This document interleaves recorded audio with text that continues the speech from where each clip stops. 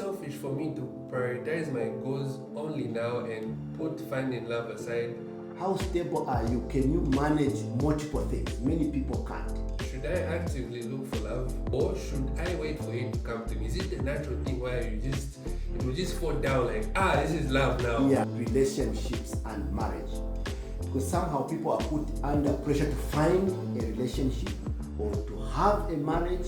And so in the end, people start looking for love like they can find it to satisfy other people who are put in pressure.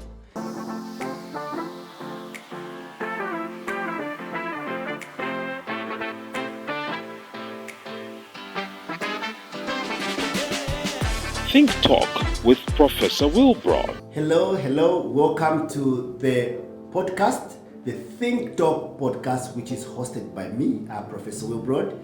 And this is the Advice Corner, where you can come to our podcast, send those questions through all our social media platforms, and I'll gladly answer those questions. And today in this Advice Corner, we've got Humphrey, who is a doctor, just graduated, and he came to the studio and he has got questions for me. So let's go and roll out the carpet. Welcome. Thank you, Professor, for having me. Good. I heard that you've got some questions for me. Yes, I have some questions. Let's go right in. Okay, so this question is about relationships. Action. Okay. So the first question that I have is it selfish for me to prioritize my goals only now and put finding love aside, or is it just a normal thing when you're very ambitious? Okay, I'll ask you a question before I answer this. So what kind of goals are you thinking about? Because marriage or relationship is also a goal, but which other goals are you thinking about? The other goals that I'm thinking about is my finances and also my career. Career goals. Okay, yes. Excellent. I want just to be sure. All right, so those are very good questions. I'm happy that you came. We can talk over that. Hope other people can learn from you. So, I'll give my example. So, in medical school, the demand on your time is very high. Really clearly, there's no time. But other courses have got time. So, I think to somebody listening to us, including you, is that you need to think about what kind of course are you doing and what is the demand on that.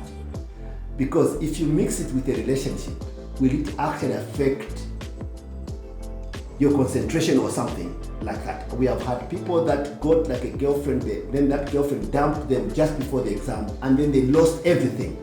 So they failed the exam, the girlfriend has gone. So it's very important to protect yourself in those sensitive moments. So it doesn't mean that you are not going to know or have relationships with some people, but just know what course you are doing and what is the load that is expected. And the second is your ability. How stable are you? Can you manage multiple things? Many people can't. So if you can define yourself where you sit, and then to tell you, usually relationships like having a girlfriend, and in the end, they don't come like manna from heaven just like this. They have to be built as well.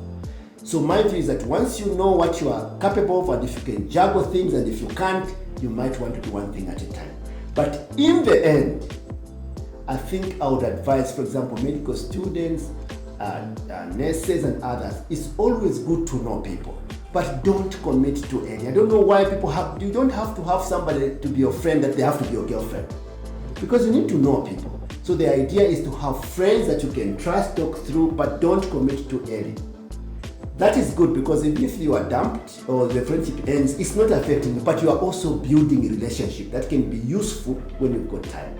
And people from that friendship, they have ended up with husbands, with wives, but they didn't get so hooked. So I don't think that most people should really think about a relationship as soon as you see a woman or you see a man.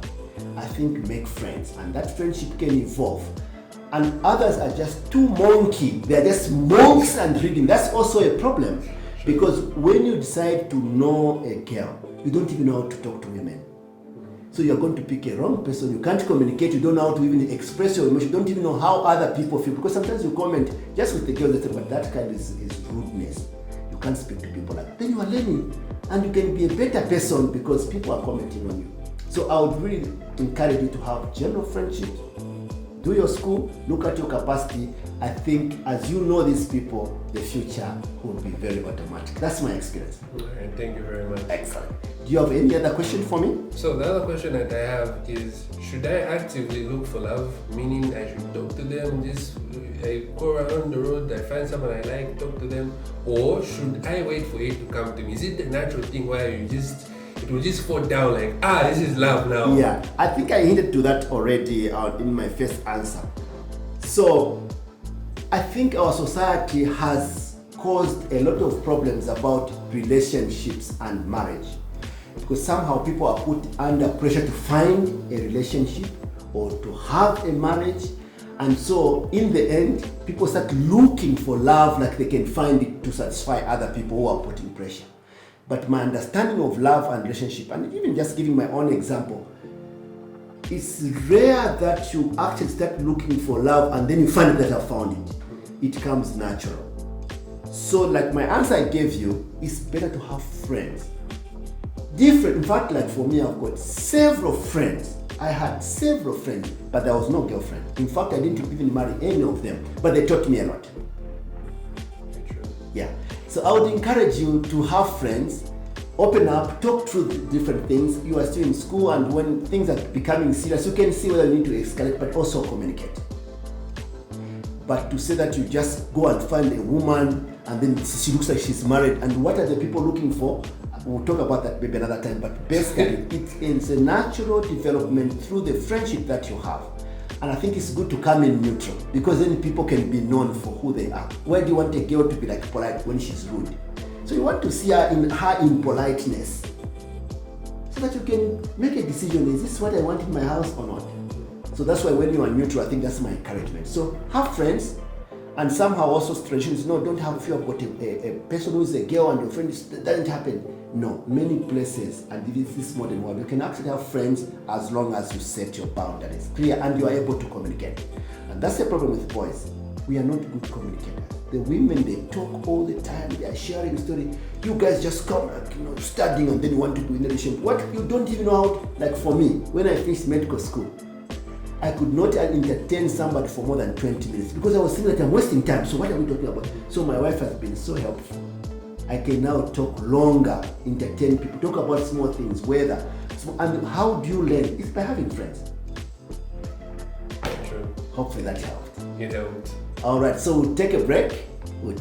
So we'll see if there are other questions that would come. But if you've got any questions about relationships, friendships, why don't you reach out to me? And I'm happy to answer in the advice corner under the podcast, the Think Talk podcast. God bless.